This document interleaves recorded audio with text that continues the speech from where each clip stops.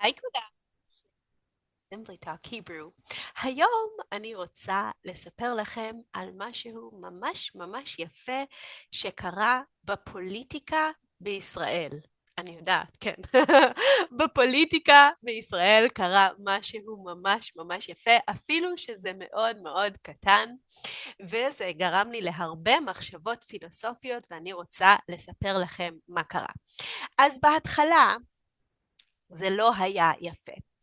יש פוליטיקאית אישה, שהיא רצתה לדבר משהו רע, להגיד משהו לא טוב על עוד פוליטיקאי, על מישהו אחר, ואז היא אמרה לכולם שהוא לוקח כדורים. מה זה כדורים? בעברית כדור זה ball, אבל בעברית זה גם pill, בסדר?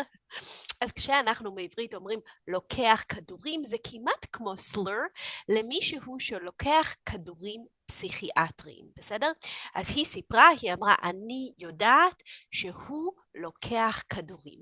וזה היה בשבילה הדרך, the way, הדרך להגיד שהוא לא טוב, והוא לא יכול להיות פוליטיקאי, והוא פוליטיקאי לא טוב. אז זה היה קצת, אוי, ופתאום, suddenly, פתאום, אישה אחת, קוראים לה קרן טרנר, שהיא אישה מאוד מאוד חזקה, ומאוד יפה גם, מאוד יפה, אבל היא אישה מאוד חזקה, היא הייתה המנהלת, ה-CEO, או הבוסית של משרד האוצר, of the finance department, בסדר? אז היא אישה מאוד חזקה ומאוד מאוד חכמה. אחרי שהיא שמעה את זה, היא הלכה לפודקאסט והיא אמרה, מה זה? למה לדבר ככה? אני רוצה להגיד לכולם שאני לוקחת כדורים. והיא סיפרה והיא דיברה, ופתאום כל החברים שלה, הפוליטיקאים, התחילו גם לדבר על זה שזה חשוב לדבר ולהיות בלי סטיגמה, ולהיות במדינה בפוסט טראומה, לא לדבר ככה. זה היה מאוד מעניין. אז מה היא אמרה? היא אמרה, אנחנו מדינה בפוסט טראומה, אוקיי? מדינה בפוסט טראומה. יש הורים, parents, ששולחים את הילדים שלהם למלחמה. יש הורים שצריכים לקבור את הילדים שלהם. איך אפשר להגיד, הוא לוקח כדורים? כל אחד והסיפור שלו, בסדר? כל אחד, מה, זה לא דבר רע, זה דבר חשוב. ואז היא אמרה, אני רוצה לספר לכולם, זה לא סוד, והיא אמרה, אני עושה הרבה סדנאות, workshops, ואני מדברת עם נשים, ואני מספרת תמיד בסוף, אני אומרת, שתדעו, אם קשה לכם, אתם מאוד חזקות ומאוד טובות, אבל אם יש לכם בעיות, לא להתבייש, not to be ashamed, ולדבר עם מישהו, ואולי צריך עזרה. היא אמרה מאוד מאוד חמוד, היא אמרה, אני דיברתי עם הילדים שלי, אוקיי? לפני שאני באתי פה לפודקאסט, יש לה 2 ילדים. ואני אמרתי להם, אני רוצה לספר לכל העולם שכולם ידעו שאני לוקחת כדורים, I take pills, בסדר? שבעברית זה כדורים פסיכיאטריים. אני רוצה שכולם ידעו. Everybody should know. אז הבת שלי היא אמרה, למה, אמא, למה את מספרת לכולם? אז אני אמרתי לה, שיש אנשים שהם לוקחים כדורים, והם לא יכולים לדבר כי הם מתביישים, they are ashamed, ואולי אם הם ישמעו אותי מדברת, זה יעזור להם לחיים שלהם. ויש עוד אנשים שאולי הם צריכים, אבל הם מפחדים, they're scared, והם לא רוצים את הסטיגמה, ואולי אם הם ישמעו אותי, זה יעזור להם. אז אני חשבתי שזה כל כך, כל כך, כל כך יפה. והיא לא רצתה לדבר בדיוק, היא לא רצתה בעברית, אנחנו אומרים, להיכנס לפרטים, to get into details. בסדר? היא אמרה, זה אישי, it's personal, אני לא צריכה לספר, אבל אני רוצה לומר, שאני הייתי הסגן מנהלת, הסמנכ"לית, שזה וייס פרזידנט, הרבה זמן, ואף אחד לא ידע, היה לי קשה, ואז לקחתי כדורים ואף אחד לא ידע, לא לפני ולא אחרי. והיא אומרת, אנשים, ככה היא אומרת, אנשים חושבים שהחיים זה תמות, זה מאוד מצחיק. זה כמו תחרות, competition, שאתה בסוף מגיע לסוף החיים ואתה צריך להגיד, וואו, היה כל כך קשה, אבל אני הצלחתי. היא אומרת, לא תמיד הכל צריך להיות כל כך קשה. היא אמרה, אני אוהבת את זה, היא אמרה, היו כמה שנים שאני לא לקחתי את הכדורים והיה מאוד קשה. היא אומרת, זה לא שנים אבודות, lost, זה לא שנים אבודות, אבל זה שנים שהיו קשות מאוד, וזה היה, it could have been, זה היה יכול להיות יותר קל.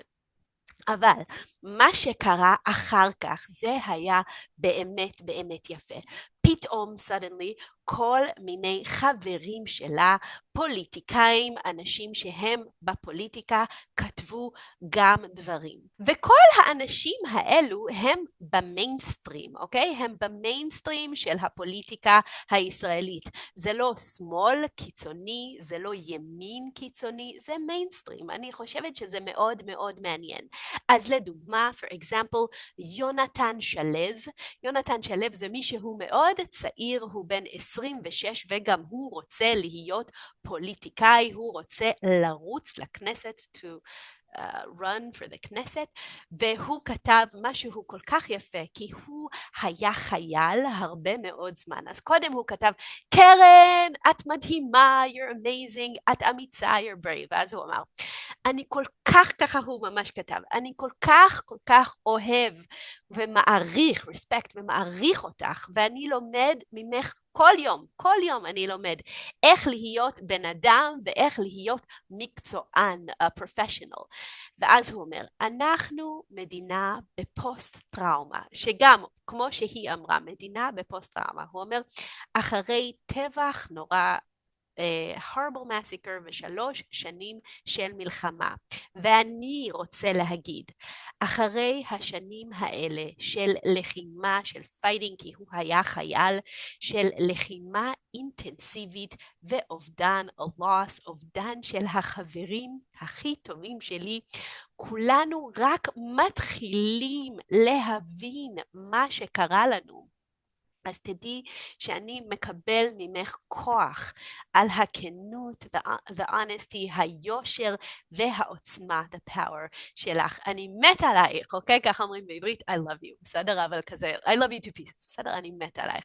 אני מאוד מאוד אהבתי את זה. אבל זה לא רק היה הוא, יש גם פוליטיקאים שהם כבר בכנסת, יש חברת כנסת שלי טל מירון, שהיא אמרה, שזה ממש מסוכן להשתמש במילים כמו לוקח כדורים בשביל להשמיץ, to defame, זה ממש מסוכן. היא אומרת, זה ניתוק, it's a disconnect. גם היא אומרת, זה מדינה שחיה בפוסט טראומה קולקטיבי, כולנו בקולקציה. ובישראל 2026, לטפל בנפש, in the psyche, in the soul, זה לא חולשה, it's not a weakness, זה הכוח. ואסור לשכוח, we should not forget, שאנחנו נמצאים רק בהתחלה של צונמי, ככה היא אומרת, שלי טל מירון, רק בהתחלה של צונמי של בעיות, אנחנו לא יודעים מה יהיה אחרי, ומי שמשתמש בזה בשביל לצחוק, to make fun, לצחוק על מישהו, או ללעוג, to disdain, to talk badly, על מישהו, היא בעברית אנחנו אומרים מפנה עורף, he turns his back, אבל אנחנו לא אומרים turn your back, אנחנו אומרים turns your nape, the back of your neck, היא מפנה עורף, בסדר? אז היא אומרת, היא מפנה עורף לחיילים, to the soldiers, למשפחות ולחברה שלמה, to the whole society, כי אנחנו כולם צריכים ריפוי, we need healing. אני בשוק, אני לא רגילה לשמוע פוליטיקאים בישראל שמדברים על פוסט-טראומה, על ריפוי, על הילינג, זה ממש ממש שימח אותי. ואז היא אומרת, קרן טרנר, תודה גם על האומץ והכנות, your honesty, את הקול של מאות אלפים, hundreds of thousands של ישראלים וישראליות שבוחרים בחיים ובבריאות הנפש שלהם in their mental health כל יום מחדש. They choose their mental health every single day. יש גם עוד אישה, מירב כהן, והיא גם כתבה, מאות אלפים של אנשים בישראל הם מתמודדים. מתמודדים זו מילה מאוד יפה, פעם אנחנו היינו אומרים חולי נפש, mentally ill, מחלת נפש, והיום בישראל אנחנו אומרים מתמודדים. מתמודדים זה coping, זה dealing with או משהו כזה, זו מילה יותר politically correct, אבל היא באמת גם מילה מאוד מאוד יפה, מתמודדים, כי כולם מתמודדים, we're all coping, בסדר? העולם הזה הוא לא קל בשביל אף אחד, אבל יש אנשים שהם מתמודדים עם הנפש. אז יש מאות אלפים, hundreds of thousands, אנשים שהם מתמודדים, והם לא אנשים פחות טובים, less good, או פחות מוכשרים, מוכשרים זה talented, אז less talented, וזה לא נושא פוליטי בשביל לצחוק, to make fun, ולצחוק גם על מישהו, בסדר? אז היא אמרה, קרן, את מלכה, ועוד, בקיצור.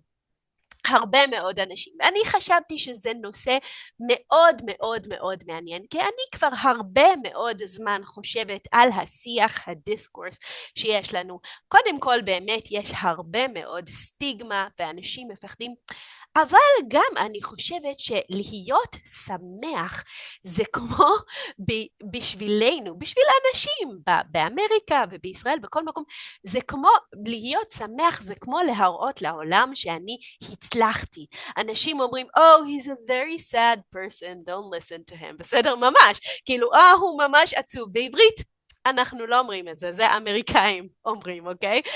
זה גם פוליטיקאים אמריקאים אומרים את זה. זה לא יפה. למה אם הוא עצוב אני לא יכולה לשמוע? מה, הוא בן אדם לא טוב? מה, הוא בן אדם לא מוכשר? הוא לא יודע? ויש הרבה מחקרים, research, שמראים, אני למדתי את זה כשלמדתי פסיכולוגיה, שדווקא, specifically, דווקא אנשים שהם בדיכאון, depression, הם הרבה פעמים רואים את העולם יותר נכון, כי אנשים שהם לא בדיכאון יש לנו כל מיני הטיות, biases שעוזרות לנו להיות אופטימיים, בסדר? אבל אנשים שהם בדיכאון and depression הרבה פעמים אין להם את ההטיות והם רואים את העולם יותר טוב.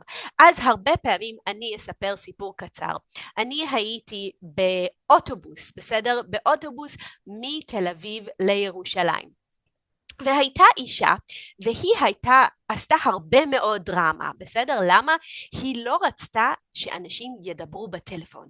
היא אמרה, זה מסוכן, אל תדברו בטלפון, באוטובוס, זה מסוכן. היא הייתה, אני חושבת, קצת פרנואידית, או משהו כזה, בסדר?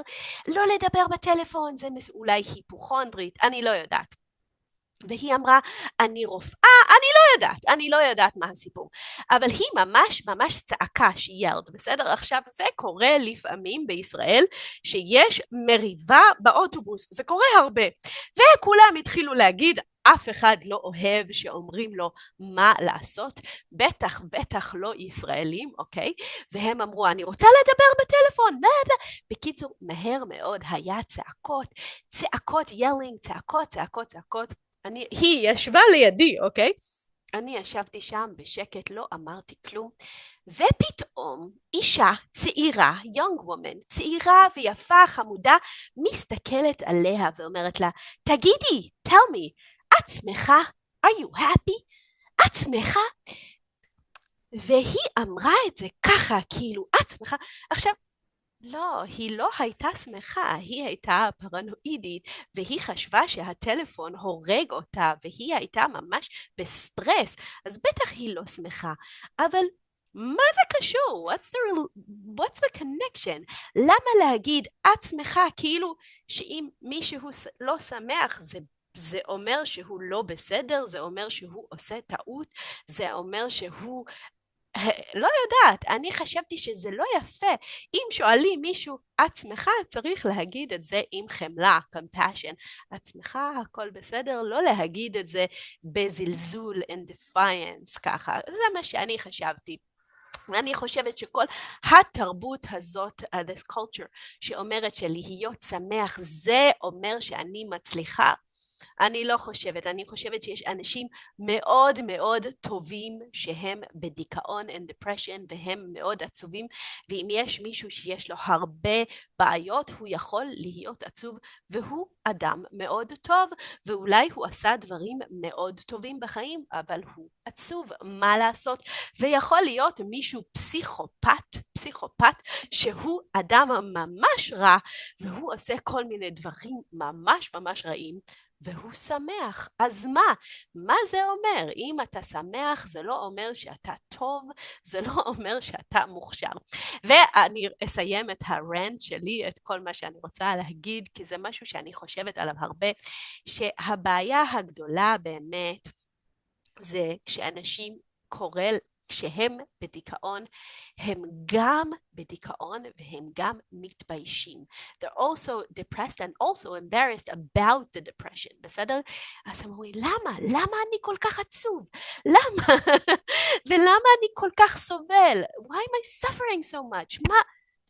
זה החיים, כולם סובלים, everybody suffers, כולם.